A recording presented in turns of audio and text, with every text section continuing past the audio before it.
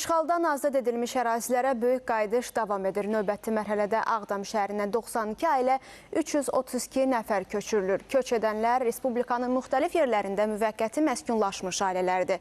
Doğma yurda qayıdan sakinlər göstərilən dövlət qayğısına görə təşəkkür ediblər. Çox xoş oldu getməyimiz üçün, Qarabağımıza qayıdırıq. Mən oradan çıxanda 27 yaşım var idi. İndi artıq 59 yaşım var.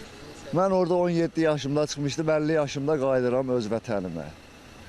Şükür bugünkü günümüzə. Ağdamdan çıxmışıq 93-cü ildə, mənim 33 yaşım vardı. O vaxtdan çıxmışıq, indi Ağdama qayıdırıq. Allah prezidentimizin bayrağını ucu eləsin, sağ can versin, ailəsinlə birlikdə.